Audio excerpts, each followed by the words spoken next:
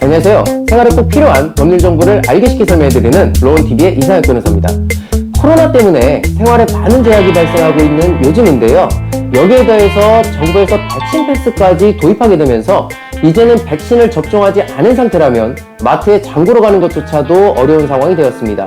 그런데 문제는 이러한 정부의 방역 패스 의무 적용 조치가 개인의 선택 결정권에 상당한 제약을 가하게 된다는 것이고, 무엇보다 이러한 조치로 인해서 자영업자를 비롯한 여러 사업자들의 사업 운영에도 상당한 영향이 발생하게 된다는 것입니다. 이러한 상황에서 최근 주무관청인 보건복지부 장관을 상대로 정부의 방역 패스 의무 적용 조치를 취소해달라는 소송이 제기된과 동시에 그 판결의 선고시까지 일단적으로 정부의 방역 패스 처분 효력을 정지해달라는 집행정지 신청이 있었는데, 서울행정법원에서는 2022년 1월 4일 이 중에서 집행정지 신청에 대해 일단적으로 본안소송의 선고시까지 그 효력을 정지한다는 판단을 내렸는데요. 본안소송이 아닌 학원, 독서실, 스터디 카페 등에 대한 정부의 방역 패스 의무 적용 조치에 대해 그 효력을 일시적으로 정지시키는 집행정지 신청에 대한 판단이긴 하지만, 행정법원의 위 판단을 통해서 정부의 방역 패스 조치에 대한 계속적 유지 가능성 여부,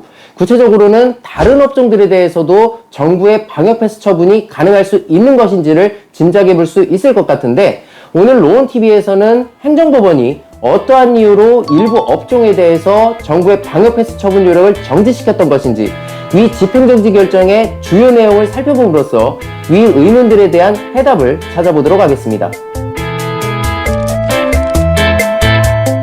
행정법원은 보건복지부 장관이 2021년 12월 3일에 한 특별 방역대책 후속 조치 중 학원 등 독서실, 스터디 카페를 방역 패스 의무 적용 시설로 포함시킨 부분에 대해서 그 효력을 정지시켰는데, 그러면서 그 이유로 설시한 근거는 헌법상의 개인의 기본권이었습니다.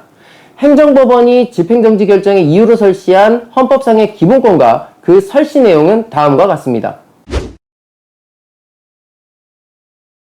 즉, 행정법원이 제시한 근거는 행복주권, 직업선택의 자유, 평등의 원칙인데, 위 기본권을 근거로 한 행정법원의 판단 이유를 좀 더 자세히 살펴보면, 먼저 첫 번째로 백신 패스 처분에 따라서 코로나19 백신 2차 접종 완료자가 아닌 사람은 48시간 이내에 PCR 음성 확인서를 제시하지 못하는 한 학원, 독서실 등을 이용하지 못하는 불이익을 입게 되고, 백신 접종을 완료하지 않은 채 그러한 시설을 이용하기 위해서는 이틀에 한 번꼴로 코로나 검사를 받아야 하는 큰 생활상의 불편을 겪게 되는 것인데, 이는 사실상 백신 미접종자 집단에 대해서만 학원, 독서실 등에 대한 접근 이용할 권리를 제한하는 것으로 코로나 백신 2차 접종 완료자 집단에 비해서 불리하게 차별하는 조치이고,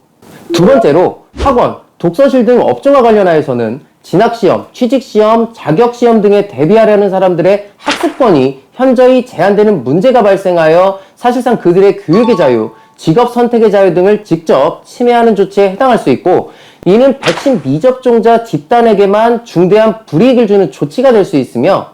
세 번째로 백신 미접종자라는 특정 집단의 국민에 대해서만 학원, 독서실 등 시설 이용을 제한하는 등의 중대한 불리한 처우를 하기 위해서는 객관적이고 합리적인 이유가 있어야 하는데, 백신 접종자에 대한 돌파 감염도 상당수 벌어지고 있는 점, 백신 미접종자 집단이 백신 접종자 집단에 비해 코로나에 감염될 확률의 차이가 현저하다고 볼 수는 없으므로, 그러한 두 집단의 감염 비율 차이만으로 백신 미접종자 집단이 코로나를 확산시킬 위험이 훨씬 더 크다고 할 수는 없고, 네 번째로 백신 미접종자는 자신의 연령과 건강 상태, 코로나 백신 접종의 효용성, 코로나 백신에 대한 부작용 우려 등 여러 사정을 고려하여 현재까지 백신 접종을 유보하고 있는 것으로 보이는데, 코로나 치료제가 도입되지 않은 현 단계에서 코로나 백신이 국민 개개인의 코로나 감염과 위중증 예방을 위하여 적극 권유될 수 있다고는 보이지만, 그러한 사정을 고려하더라도 백신 미접종자의 신체에 관한 자기 결정권은 충분히 존중되어야 한다고 하면서, 이러한 사정들과 백신 접종률 현황 등 여러 사정들을 함께 고려하면 학원, 독서실 등을 이용하려는 백신 미접종자에게 방역 패스를 적용하지 않는다고 하여 코로나 감염률 등이 현저히 상승하는 등 공공복리에 중대한 악영향을 초래한다고 단정하기는 어렵다고 판단하였습니다. 행정법원의 결정 이유 중 이 사건 신청 대상 업종이 학원 등 업종이라는 특수성 때문에 근거로 설치된 직업 선택의 자유를 제외한다면 행복추구권 그리고 평등의 원칙은 다른 업종 운영자, 다른 업종에 대한 이용자에 대해서도 적용이 가능하다고 할 수 있을 것 같은데, 결국 백신을 맞을지 맞지 않을지를 사실상 국가가 강제할 수 있느냐, 그리고 백신 접종자와 백신 미접종자에 대한 차별보다 방역이라는 공공의 이익이 우선할 수 있느냐가 쟁점이 될 수 있을 것으로 보입니다. 그런데 이러한 판단과 관련해서 행정법원의 결정 이유 중 가장 주목할 내용으로 보이는 부분이, 백신 미접종자라는 특정 집단의 국민에 대해서만 시설 이용을 제한하는 등의 중대한 불리한 처우를 하기 위해서는 객관적이고 합리적인 이유가 있어야 하는데, 현재 백신 접종자에 대한 돌파 감염도 상당수 벌어지고 있고, 백신 미접종자 집단이 백신 접종자 집단에 비해 코로나에 감염될 확률의 차이가 현저하다고 볼 수 없어 백신 미접종자 집단이 코로나를 확산시킬 위험이 훨씬 더 크다고 할 수는 없다는 부분인데, 결국 학원 등 업종이라는 구체적인 부분을 걷어내고 행정법원의 주된 판단 근거를 한마디로 요약해 본다면 아직 백신의 효용성이 완전히 검증되지 않았다는 것입니다. 따라서 이러한 상황에서 백신 미접종자들의 개인적인 사정에 따른 백신 미접종을 국가가 강제하는 것이 행복추구권을 침해할 소지가 있고, 백신 미접종을 이유로 시설 이용을 제한하는 것이 평등의 원칙에 위배된다는 것이죠. 그렇다면 이 사건을 필두로 해서 계속해서 다른 업종들에 대해서도 집행정지 신청이나 방역패스 취소 청구가 이어질 것으로 보이는데, 이러한 재판에서도 해당 업종에 대한 정부의 방역패스 조치가 계속해서 유지되기 위해서는 결국 코로나 치료제가 도입되지 않은 상황에서는 백신 미접종자 집단에 비해 백신을 접종한 집단에 대해서 현저하게 코로나 감염 확률이 떨어지고 있다는 점이 발견이 되어야 한다는 것이고, 이를 정부가 입증한다면 방역패스 조치 유지가, 이에 대한 객관적이고 합리적인 입증이 없다고 한다면 방역패스 조치 취소가 이루어질 것으로 보입니다. 오늘은 공공의 이익을 위해서는 감수해야 되는 부분이라고 생각도 들지만, 일상생활에서 많은 불편이 발생하고 있는 백신 패스와 관련한 행정법원의 결정에 대해서 살펴봤습니다.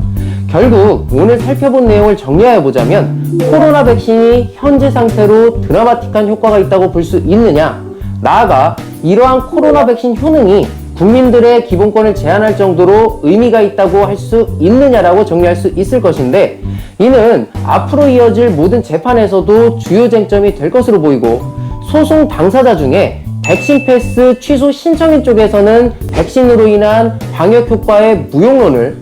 피신청인인 정부 쪽에서는 백신으로 인한 방역 효과의 효용론을 주장하는 방향으로 소송이 진행될 것으로 보입니다. 한편 법원은 자발적인 백신 접종을 유도함으로써 위중증률 등을 통제하는 것이 방역당국이 우선적으로 취해야 될 최소 침해적 조치라고 보인다라고 하면서, 이 사건 처분이 대상으로 하는 학원, 독서실 등을 이용하기 위해서는 현재 방역 지침에 의하더라도 이용시간 동안에는 원칙적으로 마스크를 계속 착용해야 하는 등 코로나 감염을 방지하기 위한 기본적인 방역수칙을 적용받고, 학원, 독서실 등의 운영자들도 그러한 방역수칙을 준수하려는 상당한 노력을 기울일 것으로 기대되며, 이용자들 스스로도 감염으로부터 자신을 보호하기 위한 기본적인 수칙을 준수할 것으로 보인다라고 설시했는데, 결국 법원에서는 개인 방역 철저라는 국민에 대한 기본적인 신뢰에 근거해서 판결을 내렸다고 보이는 점에서 우리 개인 스스로도 개인 방역을 철저히 하는 생활 태도를 유지해야 되겠습니다. 지금까지 로운TV의 이상혁 변호사였습니다.